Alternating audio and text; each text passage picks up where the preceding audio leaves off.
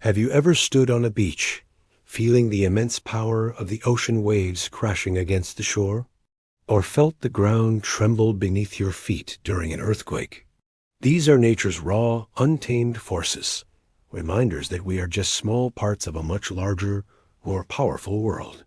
Today, we're diving deep into the most unstoppable forces of nature, exploring the science behind their might and the awe they inspire. From the fury of a hurricane to the silent, creeping power of a glacier, we're about to witness the planet's true strength. So, buckle up as we journey into the heart of nature's most spectacular and terrifying phenomena. Let's start with something we can all relate to: the wind. On a normal day, a gentle breeze is pleasant, a sign of good weather. But when conditions are right, this gentle breeze can transform into a monstrous force. Hurricanes, also known as typhoons or cyclones, depending on where you are giant rotating storms that form over warm ocean waters.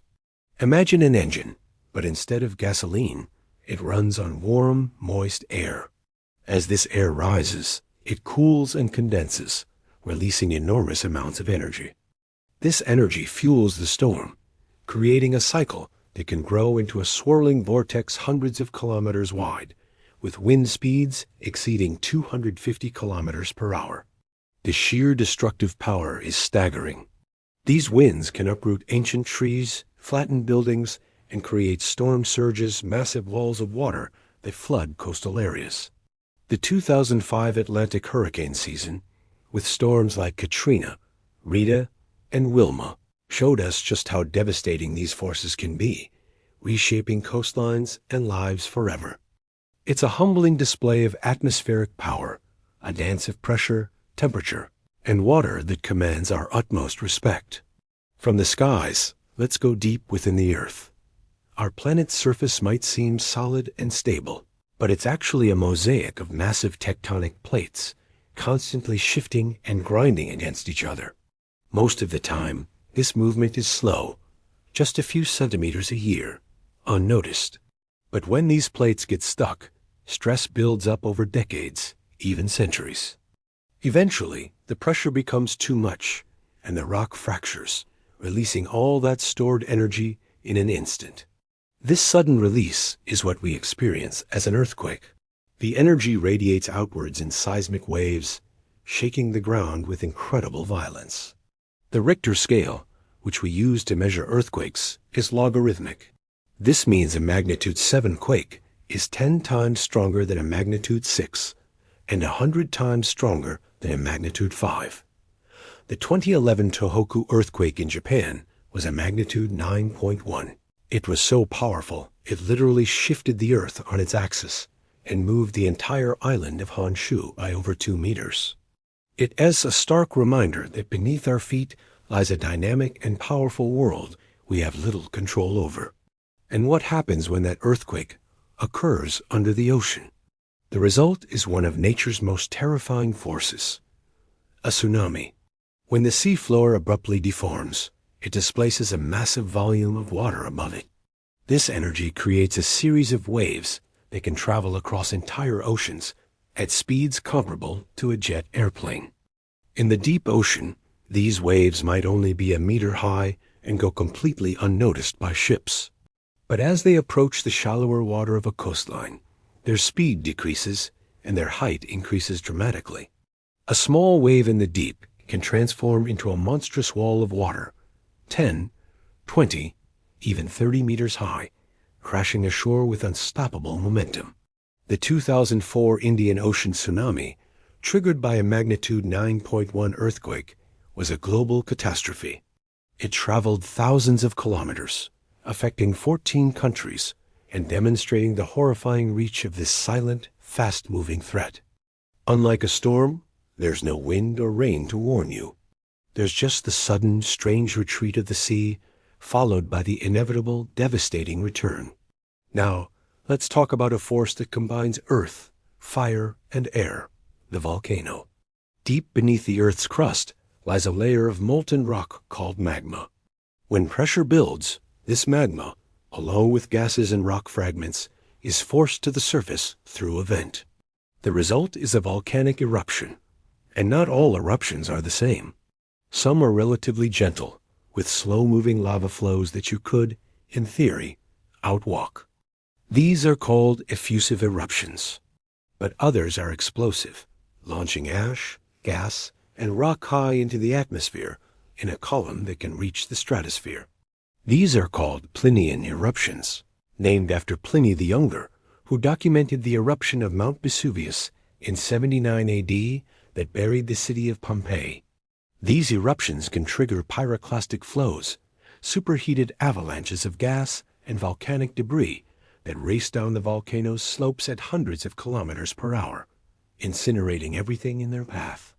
The 1883 eruption of Krakatoa in Indonesia was one of the deadliest in recorded history. The explosion was heard thousands of kilometers away and created a tsunami that swept over nearby islands.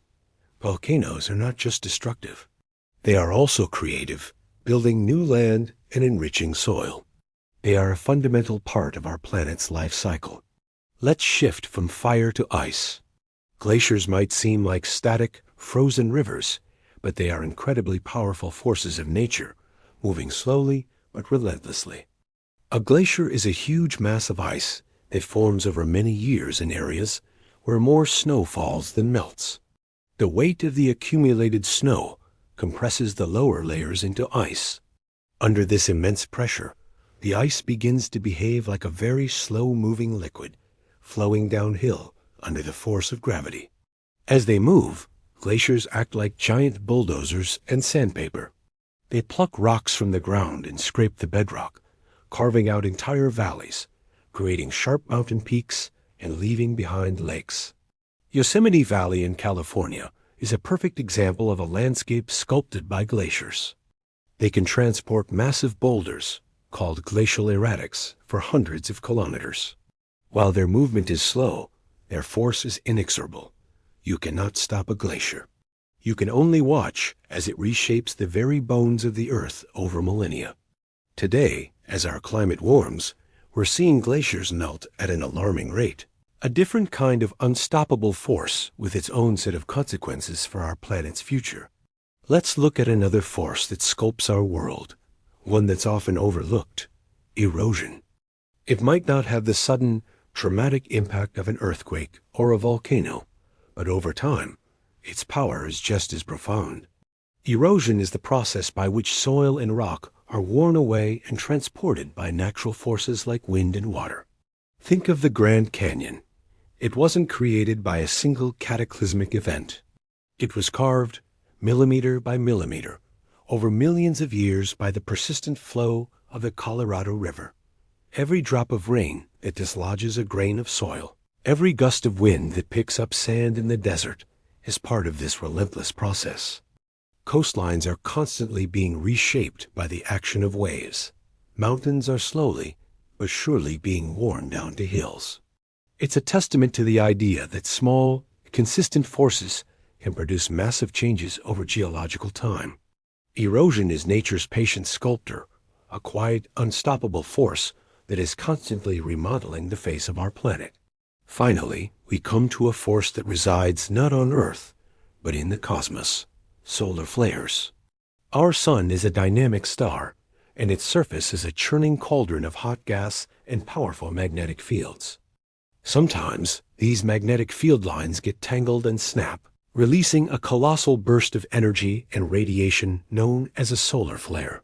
A large flare can release the energy equivalent of billions of nuclear bombs in just a few minutes.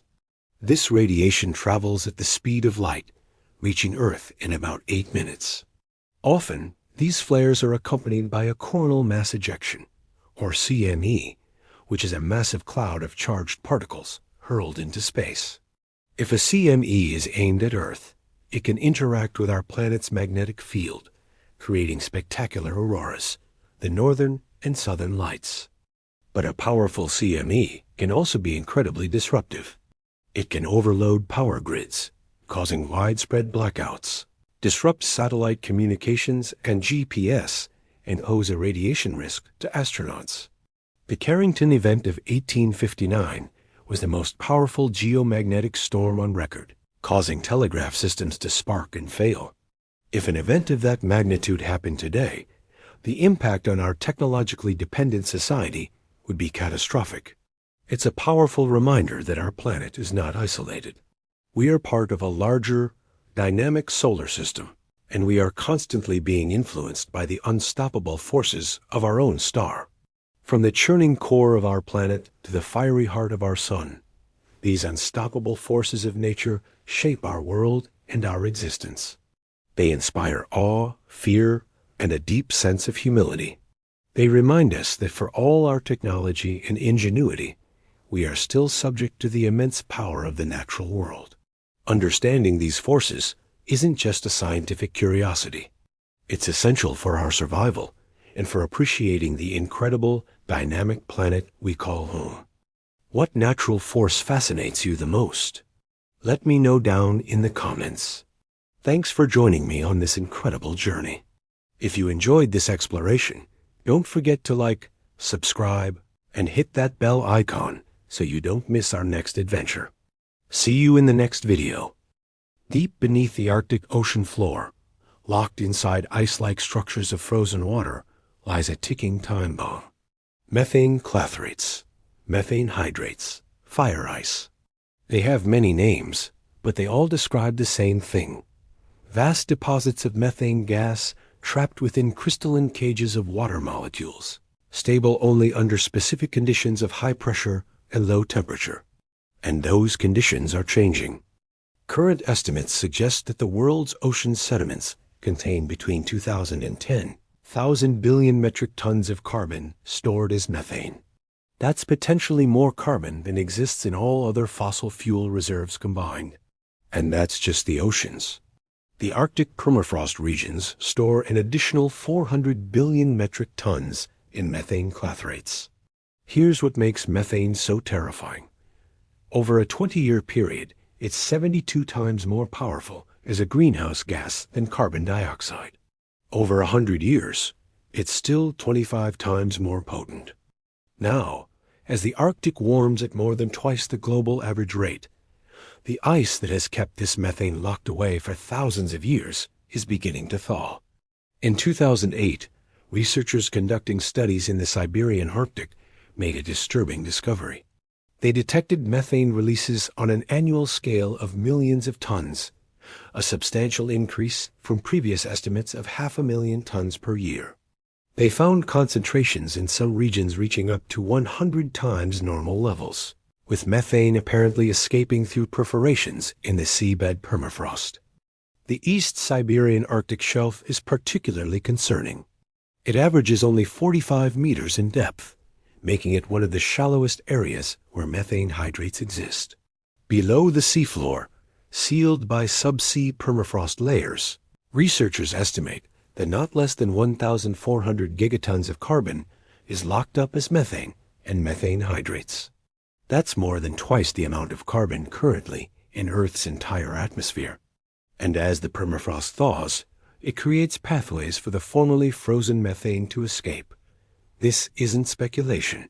This is happening right now. But it gets worse, much worse. Scientists have identified evidence linking massive methane releases to some of Earth's most catastrophic extinction events. The Permian-Triassic extinction, the worst mass extinction in Earth's history, which occurred 250 million years ago, may have been triggered in part by the sudden release of methane from clathrates. What happened? As many as 96% of all marine species died. 70% of terrestrial vertebrates vanished. More than half of insect families went extinct. The planet experienced drastic climate changes. Ocean anoxia, meaning the oceans lost their oxygen-increasing aridity on land, and fundamental changes in ocean current circulation patterns. The mechanism is terrifyingly simple. When methane releases into the atmosphere in large quantities, it causes rapid warming. That warming triggers more methane release. More release causes more warming. It's a positive feedback loop, a runaway effect where the initial change amplifies itself. And as the oceans warm and lose oxygen, vast zones become anoxic dead zones where nothing can survive.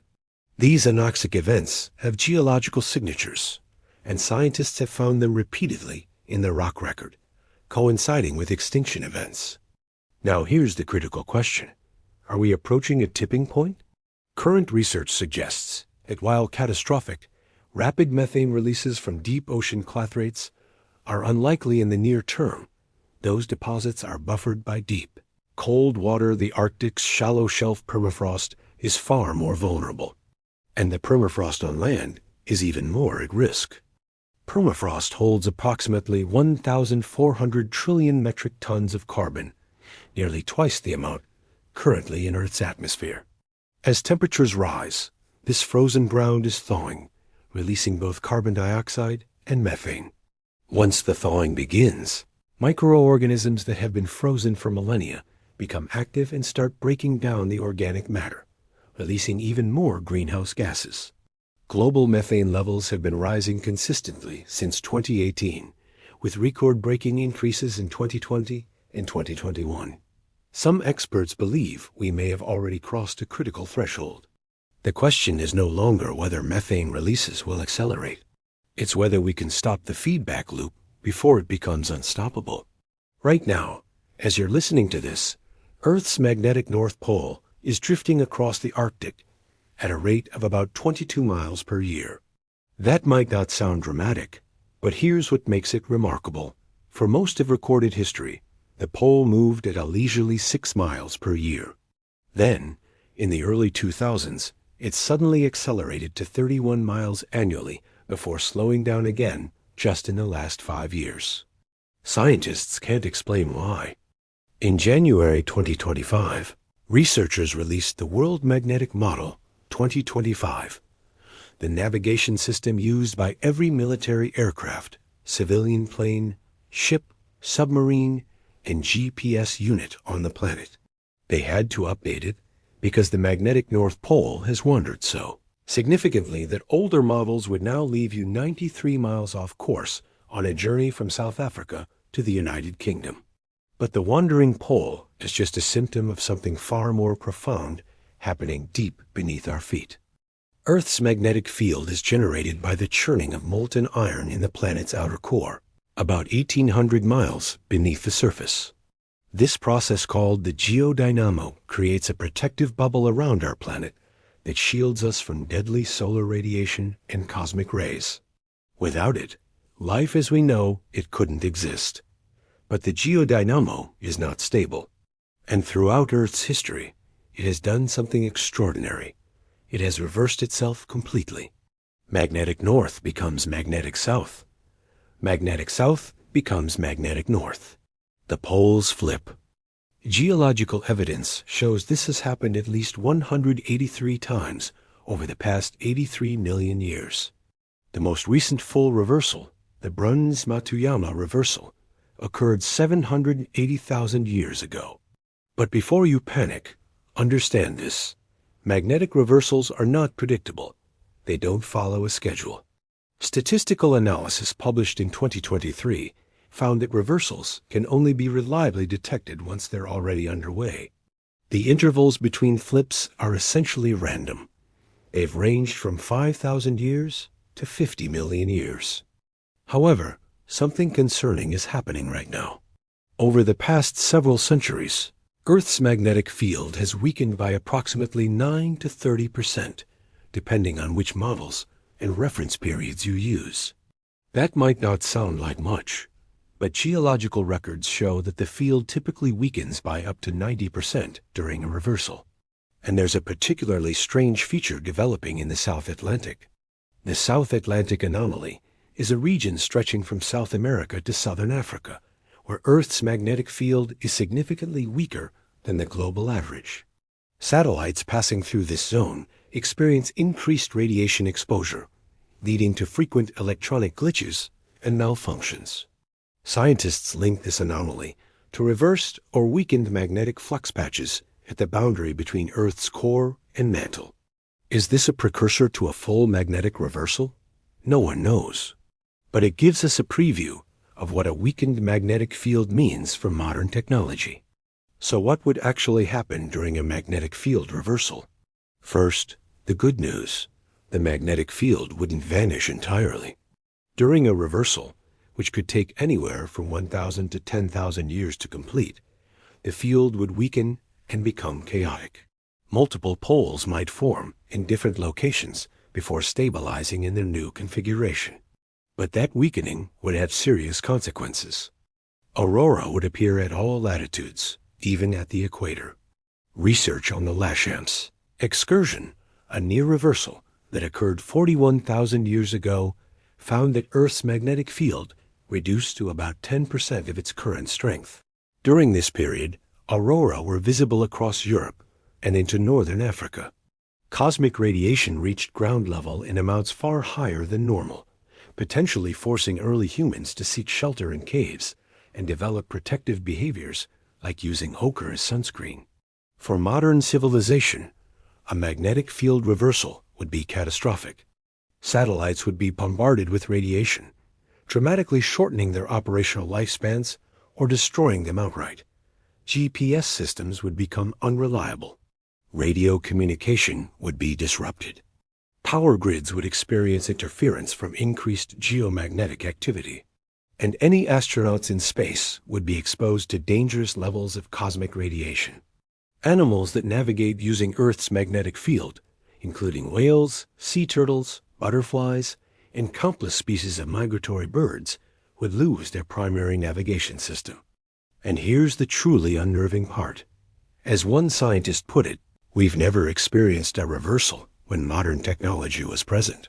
We have no precedent, no experience, no tested plans for how to maintain our technological civilization through such an event. The USGS states there's no indication a reversal is imminent, but they also acknowledge that reversals are a normal part of Earth's long-term behavior. It will happen again. The question is when, and whether we'll have centuries to prepare or wake up one day to find it's already begun.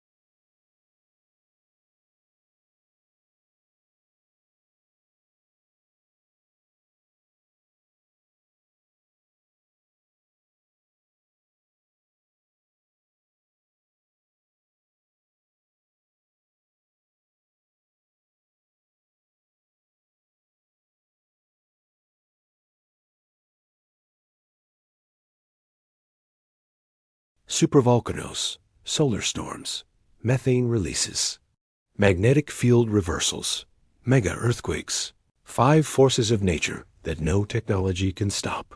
5 processes that have shaped and reshaped our planet countless times before humans ever walked the earth. 5 reminders that despite all our technological advancement, despite all our scientific knowledge, we are still at the mercy of the planet we live on. But here's what I want you to understand. Awareness of these forces isn't meant to paralyze you with fear. It's meant to inspire preparation, to drive innovation, to remind us that resilience, not invulnerability, is what defines successful civilizations. Scientists around the world are working right now to better understand these forces. They're building early warning systems, creating disaster response plans, developing technologies to harden our infrastructure against solar storms, and mapping geological hazards with unprecedented precision.